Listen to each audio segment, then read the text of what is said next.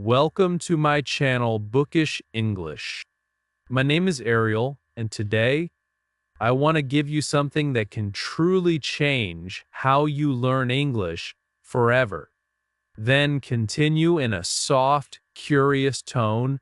Most English learners think they need more grammar, more vocabulary, or more books. But what if I told you the problem isn't in your books? It's in how you learn. You see, English isn't just a subject, it's a habit, a rhythm, a way of thinking. And once you understand that, everything starts to change. Today, I'll share something simple, something real, a lesson not from a textbook, but from life itself. This lesson can help you connect with English, feel it, and live it. So stay with me till the end, because one small idea here could open a big door in your English journey.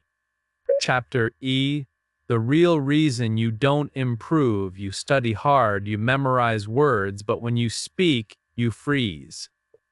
Ariel's voice is soft, warm, and understanding, not as a teacher talking at you, but as a friend who has been where you are. She pauses for a moment and then says gently, "I know that feeling." You open your mouth to speak, but suddenly all the words disappear. Mind becomes blank. You think, why can't I say what I know? You studied, you practiced, you remembered so much, but when it's time to speak, nothing. This is the painful truth that many English learners carry inside them. They work hard, they study for years, but their English doesn't come alive. Why? Because most learners are learning English like a subject, not like a language. When you treat English like a subject, you sit down with a pen, a notebook, and rules. You study grammar. You repeat vocabulary lists. You memorize sentence structures. You feel good for a moment because you understand us.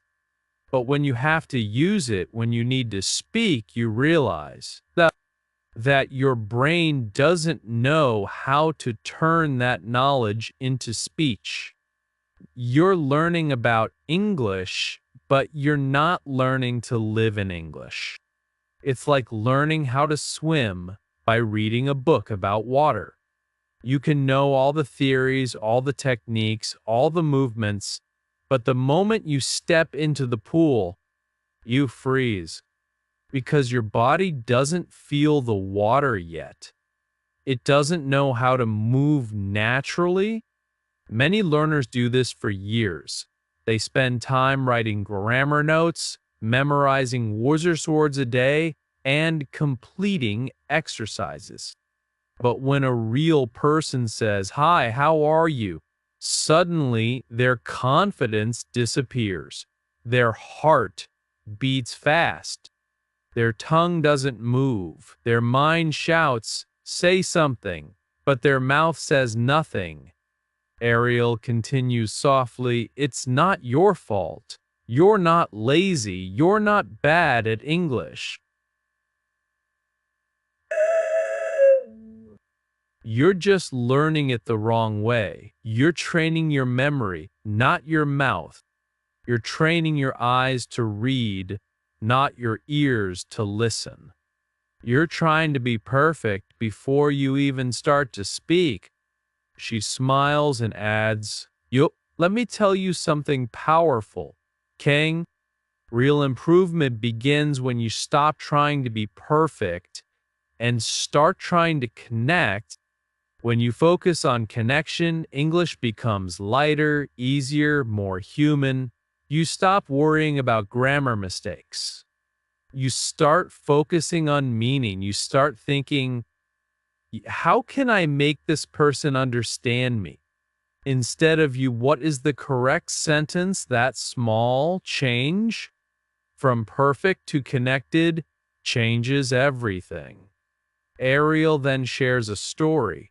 I once had a student named Rena, she begins. She studied English for more than 7 years. Yeah, she knew every grammar rule. She could write perfect essays. But every time she spoke, she froze. She told me, "Teacher, I understand everything, but I can't say anything." S- For years, she believed something was wrong with her, but nothing was wrong. She was just trapped in the wrong method. So I told her, "Rena, for 1 month, stop studying grammar. Stop memorizing words. Instead, listen, speak, feel the rhythm of English." She looked confused. She said, "But if I don't study, how will I improve?" I said, "You will study, but differently. Go not from a book, from life." So she started watching short videos in English every day. She repeated simple phrases aloud. She shadowed conversations. She didn't try to speak perfectly, she just spoke. She made mistakes, but she laughed. After a few weeks, something changed. One day, during a class discussion, she started speaking naturally, without thinking. Her face lit up with surprise. She said, "You just came out." That's when she understood English doesn't live in your notebook. It lives in your daily life. It grows when you use it. It becomes part of you when you stop studying it like math and start feeling it like music. Ariel pauses, her tone soft but filled with meaning. That's the real reason most people don't improve. They're not connected to English. They're trying to learn it with logic, but not with emotion. They're trying to memorize English, not experience it, and because of that, their brain doesn't trust the language yet. It's like planting a seed and never watering it. You can't expect it to grow. Then she leans forward slightly, her voice quiet but confident. So if you feel stuck, if you feel like you're not improving, it's not because you're not smart. It's because you're learning the wrong way. You need to bring English into your daily life, into your ears, your mouth, your heart. A small smile appears on her face. When you listen to English every day, your brain starts to change. When you speak even a little, your confidence grows. When you feel English, not just think about it, you begin to understand it deeply. That's when fluency begins. She pauses again, letting the message sink in. Real learning doesn't happen when you memorize. It happens when you connect, when you make English part of your feelings, your thoughts, your routine. Chapter R. The brain learns through emotion, not rules. Ariel smiles softly as the video begins. Her voice is calm and full of warmth. Your brain remembers stories, not structures. Feelings, not formulas.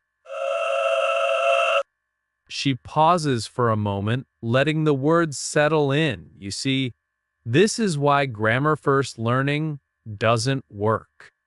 Not because grammar is bad, grammar is important, but because your brain doesn't fall in love with grammar. It falls in love with emotion. Then she leans forward slightly, her tone almost like a whisper. Think about it. How did you learn your first language? She lets the question hang there for a moment. When you were a child, no one gave you a grammar book. No one said, "This is the past tense. This is the present perfect." You didn't memorize rules, you listened, you felt, you copied. Your mother smiled and said, "You mamma." You watched her lips. You heard her sound. You felt the love in her voice and you said it back. You mamma. That's how learning begins, through emotion. Oh, Ariel continues, her tone becoming more curious, more alive. When you were a child, every word had a feeling. You know, had a strong sound. It was serious. Felt the good job, warm and happy. Your brain remembered those feelings, not the grammar. And slowly, through emotion, sound, and repetition, you became fluent without even realizing it. She pauses and smiles softly again. But as we grow up, something changes. We stop feeling language, we start studying it. We move from curiosity to correction, from emotion to rules. And that's when learning becomes heavy, stressful, and slow. Her voice grows calm again. Many English learners sit for hours, studying tenses, writing down grammar charts, memorizing irregular verbs. They think, if I just learn one more rule, I'll be fluent. Sigin, but no matter how many rules they learn, their English doesn't flow. Why? Because rules don't live in your heart, emotion does. She pauses for a second, then adds with a soft laugh, your brain is like a storyteller, not a calculator. It remembers stories, faces, sounds, and feelings, not structures and charts. When something touches your heart, your brain says, this is important, remember it. Then she gives an example. Imagine two ways of learning a sentence. Way one, you read this. I am going to the market. Present. Continuous tense. Subject plus amis is ser plus verbing. Since. Way two, you watch a short video of someone happily walking to the market saying, I'm going to the market. You see the smile, you hear the tone, you feel the action.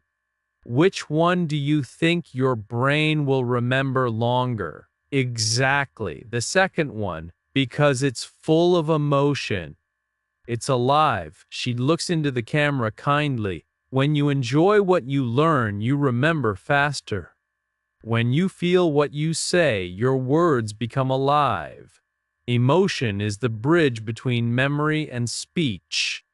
It's what makes language stick. Then Ariel gives a gentle teaching moment, something that makes the listener pause and try. Let's do a little experiment together, she says, smiling. Repeat this sentence after me. I can do it. She pauses, giving time for the viewer to repeat. Now, say it again, but this time, say it with emotion. Imagine you're telling yourself this after a hard day. Say it with energy, with belief. I can do it. Her voice rises slightly encouragingly. That's the first time it was just sound. The second time it became power. When you add feeling to your words, your brain lights up. It remembers. It connects. She smiles softly again. This is how real learning happens. Not through cold rules, but through warm feelings. Not by memorizing, but by connecting. Ariel then shares another simple story, one that shows how emotion speeds up learning. I once taught a young boy named Leo, she says. He was only 5. His parents wanted him to learn English, but he didn't like the grammar lessons. He would get bored and start drawing instead. One day I tried something different. I started singing simple English songs with him, songs full of rhythm and fun. After just a few days, Leo started using the words from the songs naturally.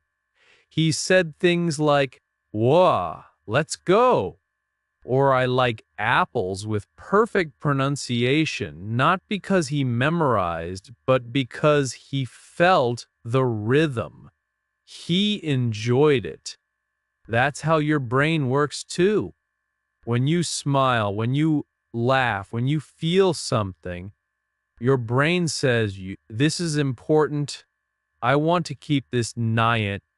She continues softly, so the next time you learn English, don't just study, feel.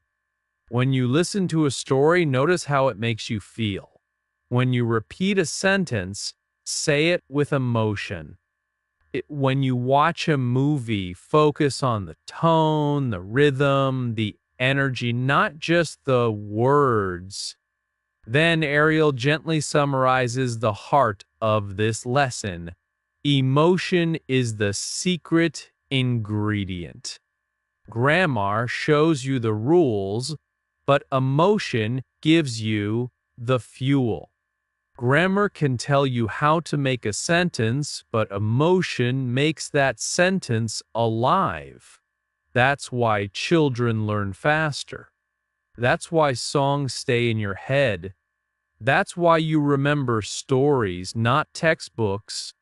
She pauses one last time, her voice becoming warm and curious again. Now that you understand the power of emotion, let's take it one step further. How can we bring this feeling into your daily English?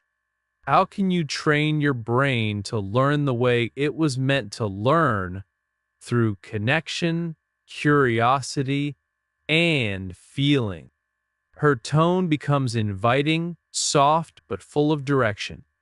Chapter serene, the better way, learn like you live it. Ariel begins this chapter with a calm smile and a soft voice that feels like a warm morning. English is not a subject you study, it's a life you live.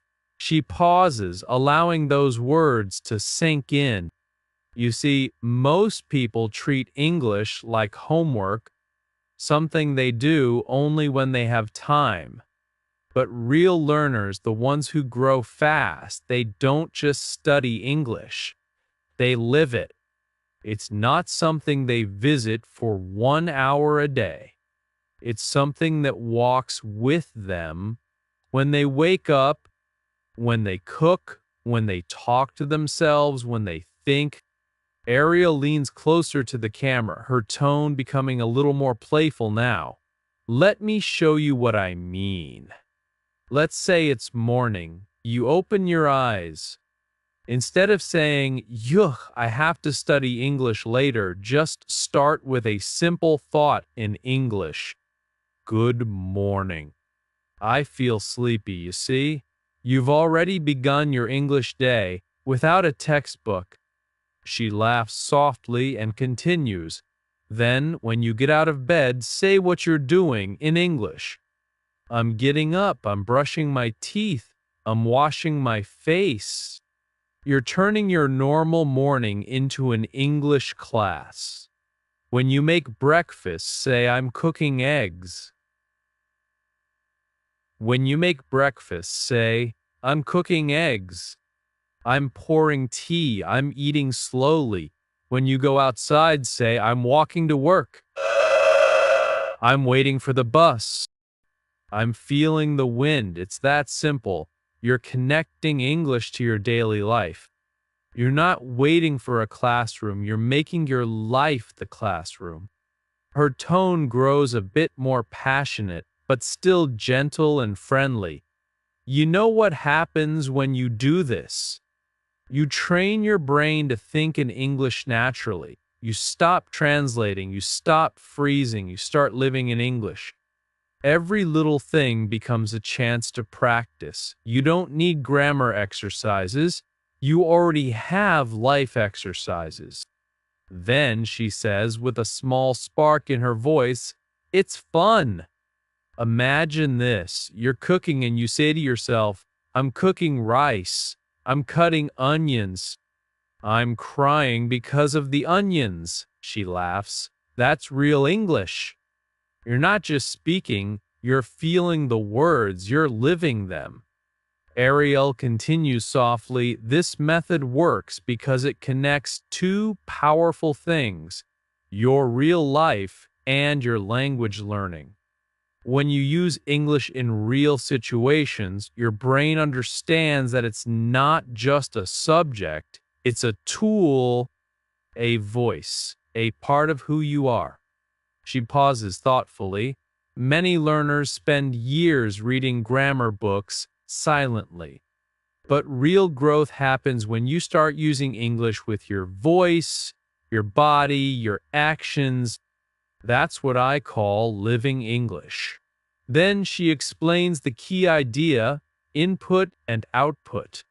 There are two things your brain needs to learn any language, input and output. Input means everything that goes into your brain. Listening, reading, watching. Output means everything that comes out. Speaking, writing, expressing. The problem is most learners only focus on one. They read but don't speak. They listen but don't respond. That's like filling a bottle with water but never drinking it. Her tone becomes encouraging and warm. You need both. Listen more, that's input. Speak more, that's output. Don't just read English quietly. Speak it aloud. Don't just watch videos silently. Repeat what you hear. Your brain learns best when your ears and your mouth work together. Then Ariel gives an easy, practical idea. When you listen to English songs, don't just enjoy the melody, sing along. When you watch a short video, repeat 1 or 2 sentences. When you read something, speak it aloud slowly. Feel the sound in your mouth. This is how English becomes part of you. She adds another relatable example. Imagine this. You're cleaning your room. You say, I'm cleaning the table. I'm picking up the clothes. I'm tired but happy. Or you're walking down the street. You say, I'm walking fast. The sky is beautiful today. These are not just words. They're small steps to fluency. Each time you do it, English becomes less foreign and more natural. Her voice softens again as she adds a deeper reflection. When you live English this way, something beautiful happens. It stops feeling like a school subject. It starts feeling like a friend who walks beside you every day, in your thoughts, your sounds, your emotions. A gentle smile crosses her face. I've seen so many learners change when they start living English. They stop fearing mistakes. They start talking more freely. Their faces light up because they finally feel connected. They realize that fluency isn't about being perfect. It's about being alive in the language. Then, in her gentle teacher's tone, she summarizes the heart of the message. Ooh! Every moment in your day can be a chance to practice. When you pour tea, say, I'm pouring tea. When you close the door, say, I'm closing the door. When you sit down, say, I'm sitting down. You don't need extra time. You just need awareness. She looks thoughtful, her tone now calm and emotional. Because when English becomes part of your small moments, it stops being foreign, it becomes your friend. And that's when your real fluency begins, not in a classroom, but in your everyday life. In the quiet moments, in your thoughts, in your simple actions. She pauses for a moment, then smiles again. And the more you live in English, the more it lives in you. Then, with a spark of curiosity and excitement, she closes the chapter. But to make this work, even better, you need one powerful skill: listening deeply. Because listening is the bridge that connects your brain, your heart, and your speech. In the next chapter, I'll show you how to listen not just with your ears, but with your whole being. Chapter: Listen like a child, speak like a mirror. Ariel begins softly, her tone calm and tender, as if she's about to share a secret. When a baby learns to speak, they listen first. For months, they don't worry about grammar. They don't study vocabulary. They just listen. They listen to voices, to rhythm, to sound, to emotion. They listen to the tone of their mother's voice when she says, "It's okay." They listen to laughter, to the way people say their names, to the small words repeated again and again. Mama, Papa, yes, no. She pauses gently, and then one day, after months of listening, the baby says their first word. It's not perfect, it's not complete, but it's real. It's alive. Her voice grows a little deeper, filled with warmth.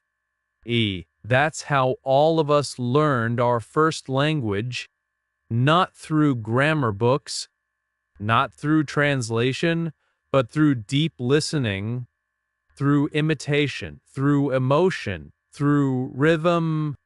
Then she leans in and says kindly, "And that's exactly how you must learn English, too.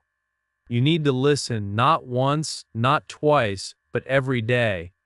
You must listen not just to understand, but to feel the rhythm, the music, and the emotion behind the words." Ariel pauses to let that sink in. When you listen to English every day, something beautiful happens. Your brain starts to recognize patterns. Your mouth starts to copy naturally. You begin to feel when something sounds right, even if you don't know why. That's the magic of listening like a child. She gives a small smile. But here's the mistake most learners make. They listen like students, not like children.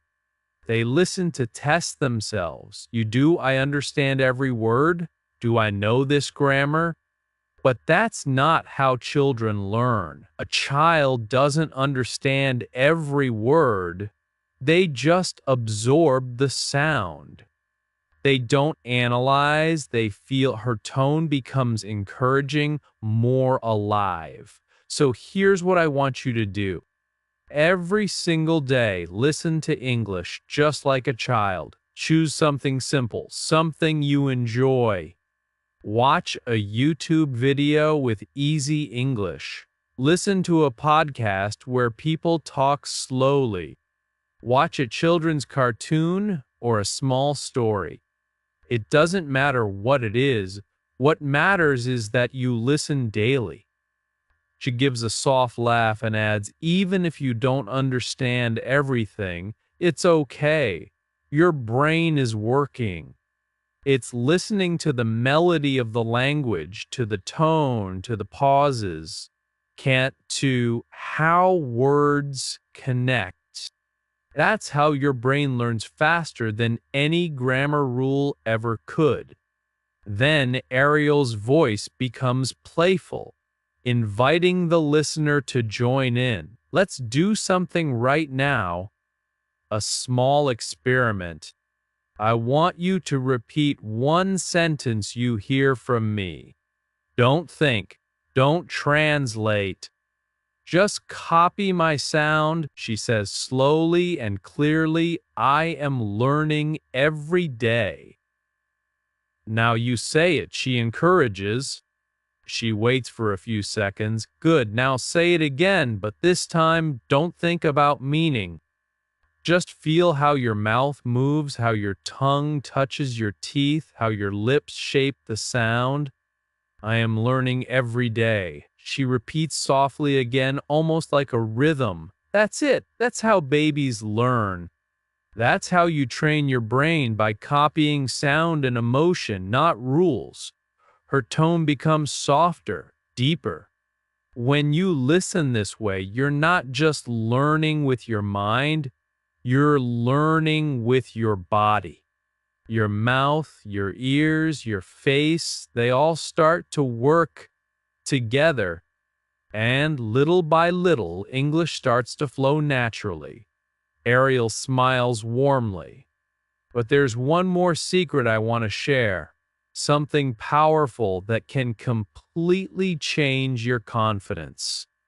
It's called mirror speaking. She gestures gently as if pointing to a mirror in front of her. Here's how it works. Stand in front of a mirror. Look at yourself. Don't be afraid. You are your best speaking partner, Kank. Start speaking English with your reflection. Say simple sentences. I'm happy today. I'm learning English. I'm getting better every day. Her tone becomes full of quiet motivation. When you speak to the mirror, don't just say words. Copy your own emotion. Watch how your face moves. Watch your lips. Watch your eyes. When you smile, smile in English. When you say a happy sentence, let your face show it. When you say something calm, let your body relax. Then she adds softly, this is what I call speaking like a mirror. You're not just copying words, you're copying emotion, energy, and confidence. You're training your body to express what your words mean. She continues in a comforting tone. At first, it might feel strange. You might feel shy or even laugh a little. But that's okay. That's part of the process. Because every time you speak to your reflection, you are practicing more than just pronunciation. You're practicing courage. Courage. Ariel's eyes soften, and her voice grows gentle and emotional. When you speak to the mirror, you're not just training English, you're training confidence. You're telling yourself, I can do this. I can speak this language. I am not afraid. You start believing your own voice, and once you believe it, your English becomes alive. She pauses and lets that message sink into the listener's heart. Because language is not only about words, it's about how you feel when you speak. And when you feel brave, when you feel connected, your English starts to sound natural. It starts to sound you. Her voice then grows calm again, ready to guide the listener forward. So remember this, listen like a child, without pressure, without fear, without judgment. Copy what you hear. Feel the rhythm. And then speak like a mirror, with emotion, with confidence, with love for your own voice. A small smile appears on her lips as she closes the chapter. When you do this every day, you begin to change. Your ears open, your words flow, your voice becomes stronger. English stops being something you study and starts being something you live. And now, she says softly, with gentle anticipation in her voice, let's talk about the thing that decides how fast you grow your daily habit. Tao Chapter Wove, small daily lesson, big change, Chibad past words. Most people fail not because they can't learn, but because they stop too soon. That's how Ariel begins, with a soft but firm voice, the kind that feels like a warm hand on your shoulder. Think about it, she continues. How many times have you started learning English with excitement? You downloaded new apps, bought notebooks, promised yourself, "This time, I'll do it." But after a few weeks, you stopped, not because you didn't care, not because you weren't smart enough, but because you expected too much too fast. Ariel smiles gently. The truth is, English doesn't need big effort once. It needs small effort every day. She pauses for a moment and says slowly, 5 minutes every day is stronger than 2 hours once a week. Because your brain loves rhythm. It learns from habit, not from pressure.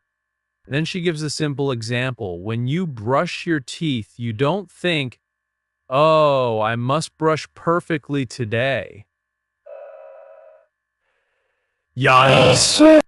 You just do it, small, daily, without stress. The same is true for learning English.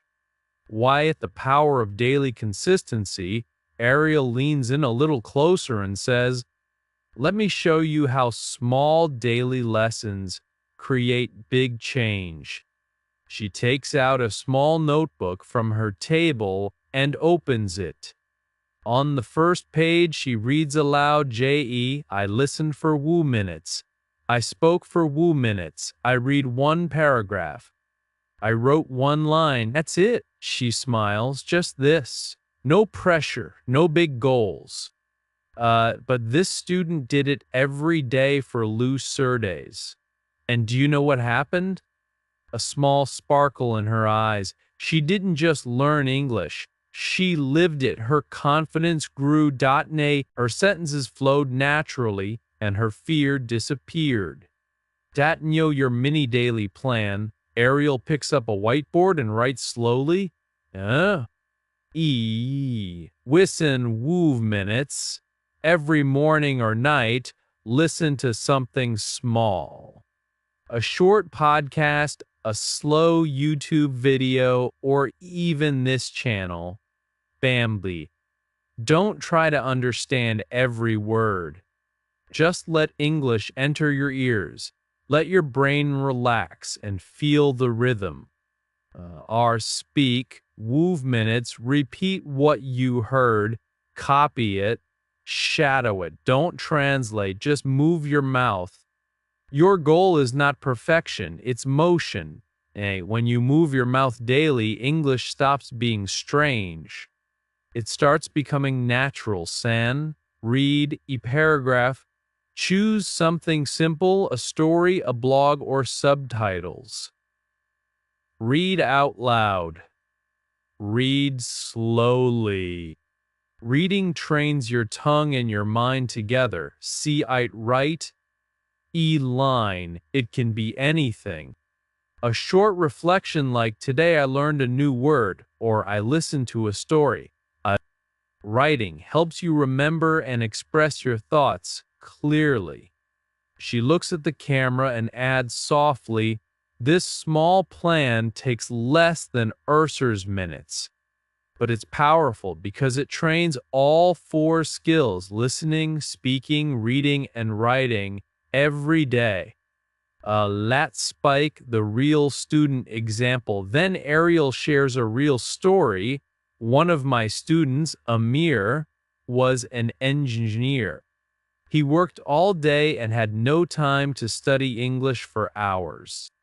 He told me, "Ariel, I can't do it like others. I'm just too busy." I said, "Ymir, give me sure minutes." Every day, no excuses, he agreed. Every morning, while drinking his tea, he listened to one English story.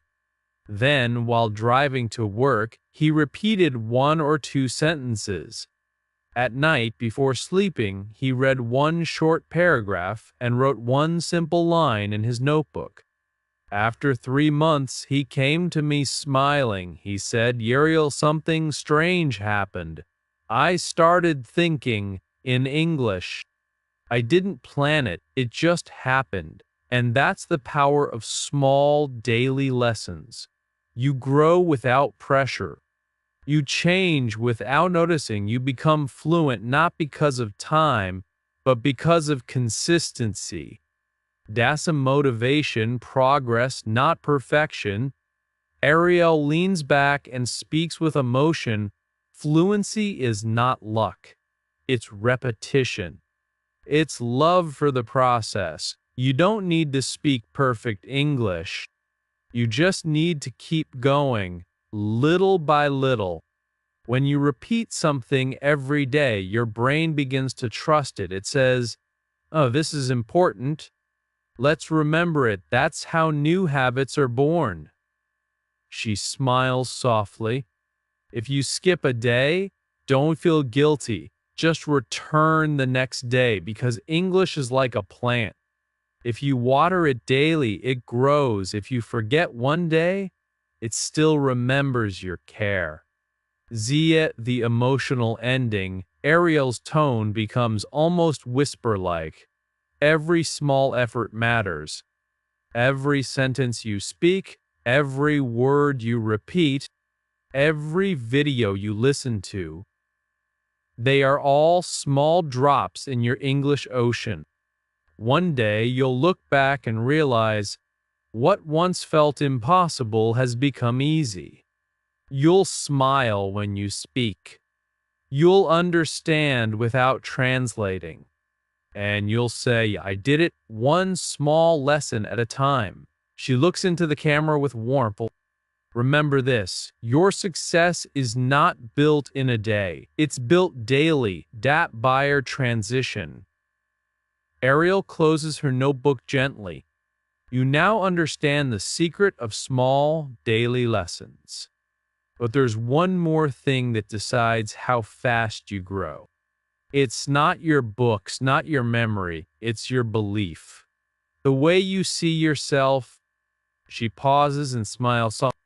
In the next chapter, we'll talk about the most powerful lesson of all, believing in yourself. Because when your heart believes, your mouth begins to speak freely. Dabian chapter lig, believe you can learn chi bite puz words. Ariel begins softly, her voice almost like a whisper. Calm, gentle but full of care. Every learner has a moment when they want to quit. She pauses. You know that feeling when you study for days, repeat sentences, watch videos, but still feel like nothing is changing. No, you listen, but you don't understand everything. You speak, but the words don't come out the way you want. And then something inside you says, maybe I'm just not good at English. A small, compassionate smile appears on her face. My friend, I understand. You're not alone. Every English learner feels this way at some points. Even the ones who speak fluently now, they once thought of quitting too. Revealing the emotional truth. Ariel continues softly. You compare yourself to others, to that person who speaks so fast, or that YouTuber who sounds like a native, and you think, I'll never be like them. I'm too old. I'm too slow. My memory is bad. My accent is wrong. She shakes her head gently. But that's not true. You see, the problem is not your age or your speed. It's your belief. The moment you stop believing you can learn, your brain stops trying. But when you start believing again, something powerful happens. Ariel leans forward slightly, her eyes filled with warmth. Let me tell you a story, she says. There was a student named Maria.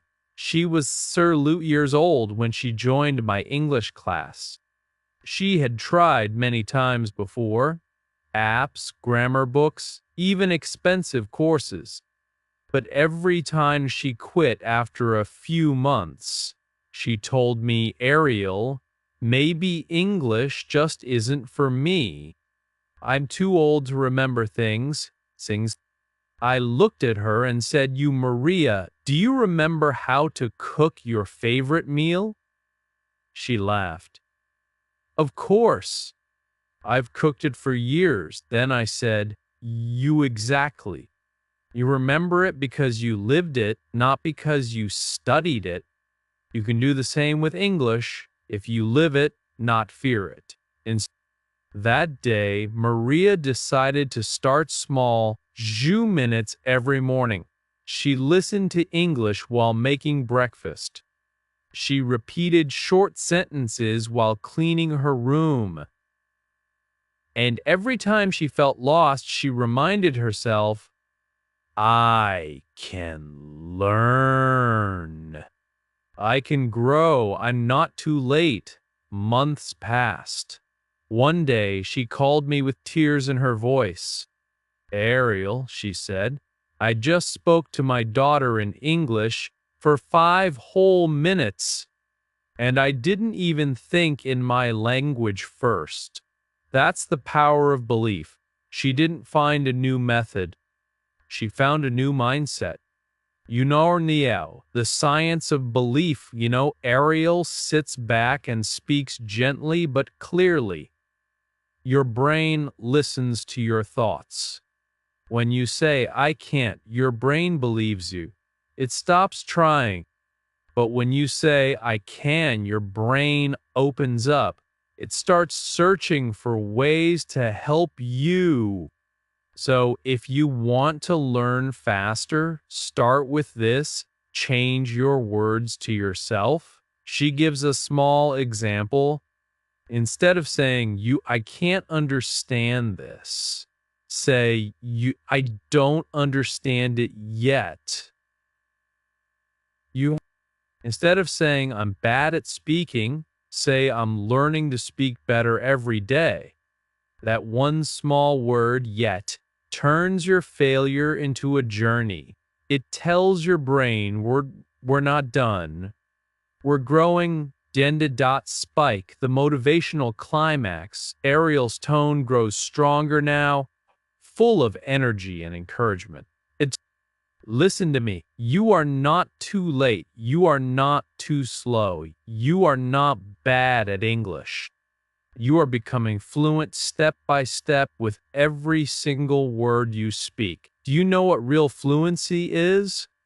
It's not perfect grammar. It's not sounding like a native speaker. It's the courage to keep speaking even when you make mistakes. It's the heart to say, "I'm learning and I'm proud of myself." Every time you listen, you grow. Every time you repeat, you train your mouth. Every time you speak, even one sentence, you move forward. So never say, I can't," because you can. You already are. She looks into the camera, eyes shining, and adds, "The world doesn't need your perfect English. It needs your brave English, your real human English that comes from your heart." You closing with warmth. Ariel's voice softens again. "My dear friend, remember this. You don't need perfect English. You just need courage, curiosity, and consistency. Courage to start again even after failing. Curiosity to keep learning even when it feels slow. Consistency to keep walking even when it's hard." She smiles. She smiles softly. "Every word you speak is one step closer. Every sentence you say brings you nearer to the person you want to become. So keep walking, keep believing. You can learn, you will learn. And one day you'll look back and say, 'I did it. I believed, and that belief changed everything.'" She pauses for a moment, letting the silence carry the message. Then, with a warm smile, she says, "Now take a deep breath. Say this with me: I can learn English. I am learning English. I will speak English, because your journey doesn't end here.